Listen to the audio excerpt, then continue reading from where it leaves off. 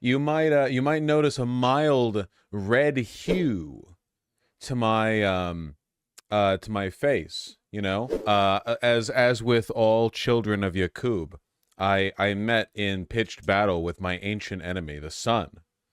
And I mean, you know, I got a few licks in. People are going to see this and they're going to think, oh, all right, white boy. But you don't know what I did to it. And I'm not going to tell you. Oh, man, I do look. You can see it. Oh, look at the back of my hands. Can you see that? Can you see the line? Or the cuff of my jacket ended? What shoes did you wear to go hiking? I mean, I got hiking boots. You know, we're not doing fashion bits up there. Yeah. I did. I went to Mount Rainier, the tallest mountain in the universe, they're saying, and I had a lot of fun. I did the 4.5-hour trail with 7 miles, and whoo boy, look at me, look at me being scenic. Look at me assessing. I'm looking over the landscape like a wizened warrior who's conquered it, and in reality, I'm like 5 minutes in.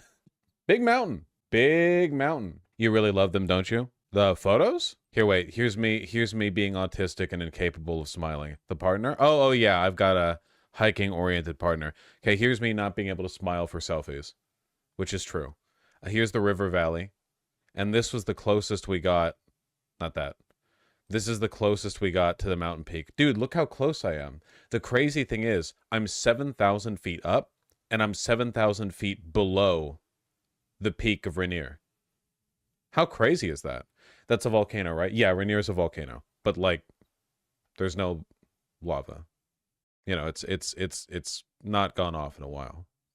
It was a lot of fun. It was very, I've gone on hikes before, but all the hikes I've gone on have basically been hilly mountain trails. There were parts of this where it was like hand and feet scrambling up loose rocks that were just jaggedly sticking out of this barely a path along the side of like the crest of the mountain range as you follow it, you know?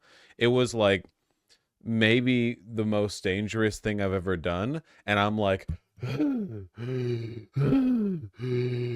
the whole time because we're really testing me physically. And then I hear behind me like, excuse me, and then there's like a dad carrying a baby on their back followed by 2 9-year-olds who are like, haha, and scampering ahead of me, and I'm like, no, go right ahead. So that was cool, you know. I do like that. 7 miles total, 7 each way. 7 total was a loop. It was rough. Also the air is a lot thinner up there. I think it's 7,000 feet up. Every breath is like 75% or 80% a normal breath. And you feel that too. When you take like 3 deep breaths, you've basically taken 2. I guess when you've taken 4, you've taken 3.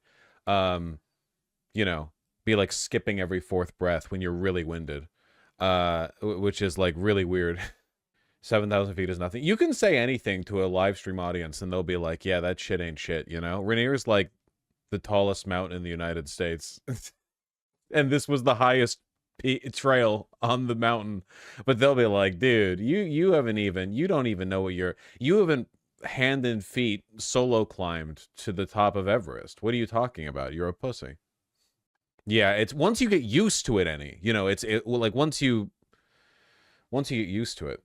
Anyway, so that was exhausting. And then this morning I had a doctor's visit and I got, you know, like the pneumonia shot because they were like, you should do that. And I was like, I've never done that. And they were like, why don't you do that? Just do it. And I was like, okay. So my arm's a little bit sore.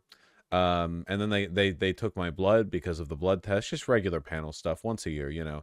And I was talking to the nurse administering or taking the blood, and I was like, well, no one likes having their blood taken. I'm pretty hungry. And she was like, would you like some chocolate? And I was like, absolutely. And I got a chocolate, so that was pretty cool. Poor boy. You know, there was a lot of good, you know, you take the good with the bad. You're so white. I mean, pictured me like 7,000 feet up and protected by significantly less atmosphere than I normally am when I go outside. And then I'm outside for 5 hours today. I actually got, this is the first time this has ever happened to me. I got a sunburn on the top of my head. I was brushing my hair this morning when I was out of the shower, and it's yeah, fucking from because it turns. Did you know that underneath the hair in your head you have skin? They don't want you to remember this. They don't want you to recall this, but underneath the hair there's skin. Bald spot incoming. Welcome to your late 30s. It's over. But also, I think that even if you don't have a bald spot, there's still like hair under your skin. Wait, I mean skin under your hair. Well, actually, there's hair under your skin too. Hair follicles produce the hair under your skin. So technically both are true. You've got kind of like a Ouroboros situation with the hair and the skin where they're both always beneath the other. There's no escaping it. Need a big white Amish hat? Well, normally hikers have the, what do they call it? It's like, is it just like a hiker's hat or like a trail hat? It's literally just like a thin floppy hat that's wide brimmed.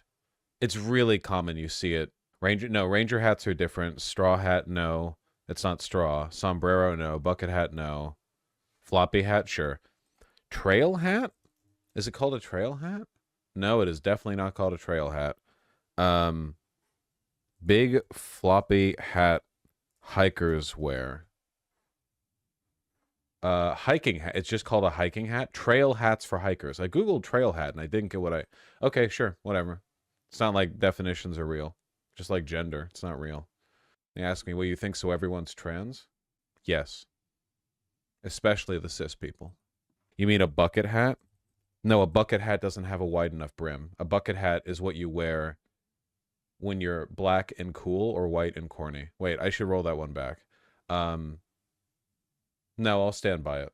It's actually fucked up how much more they can get away with, dude. I was driving downtown recently, and I saw a guy who was in a matching hoodie and joggers, both of which had the Flamin' Hot Cheetos logo tiled all over it. It was a black guy. He looked fantastic. It was incredible.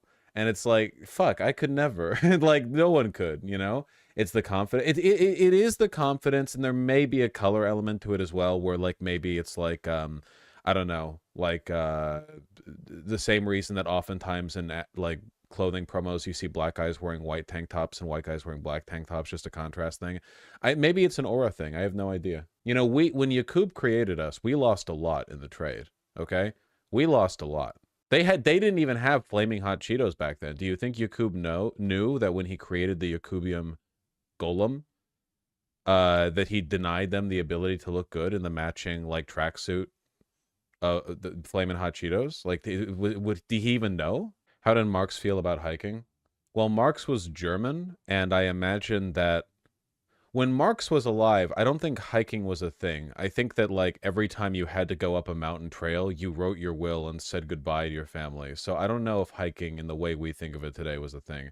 I'm sure sort of like cosmopolitan walking was a thing, like a promenade kind of deal. I can't really imagine a guy in the mid-19th century going like, I'm just going to casually go to the Alps and back for fun. It just seems like a death sentence, They didn't have the trails. For up until, like, pretty recently, the only way to get some stuff across the Alps, like in between, you wanted to get it north of Italy, you had to send a mule team over the Alps. Like, you had guys whose job it was to do that, which is crazy. Yeah, but hike through the woods is different, Yandrius, from, like, hiking. Like, these words are... Guys, words are dumb. You know that? Yesterday I had inflicted upon me the displeasure of witnessing another one of those he/him lesbian internet debates. Listen, here's the God's honest truth. If you're online and you care a lot about whether or not he/him lesbians or lesbians who like guys are a thing, go outside. If you're online and you're mad at the first group of people, go outside. None of you are affecting any of you. Just chill out. Oh my God, no one cares. Everyone already agrees that you can be like a gay dude but still fuck with bitches. Nobody disagrees with it. You could be like, there can be like a guy at a party with oversized sunglasses, and he can be like, yeah, I'm gay as hell. And then he grabs like his girlfriend right next to him. Whatever. Who cares? Honestly, who cares? Why do you fight for this?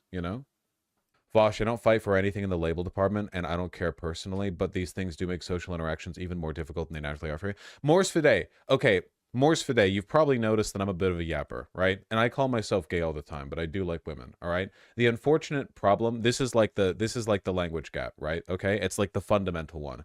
words don't mean the same thing to you as they do to anyone else on earth, right? Words are just like a bare approximation of our thoughts and feelings that we use because it's possible to convey them and speak them out loud rather than our direct thoughts, which are locked up in our head.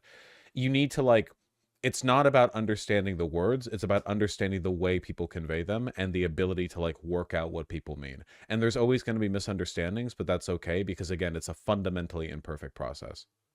You know what I mean? Vaush, it's also easy to tell when a cishet man is using the label of lesbian to get to lesbians versus an actual. Okay, so already this conversation is several layers removed from like real life interaction, but that's okay. We're engaging with the thoughts. We're in the higher plane of existence here, where we're discussing raw ideas, versus an actual trans-masked non-binary person who uses he, him, and a lesbian. Wait, why do you have to be trans-masked to be a he, him lesbian? If you believe he, him lesbian is valid, then you know, nothing about trans or cis in there, right?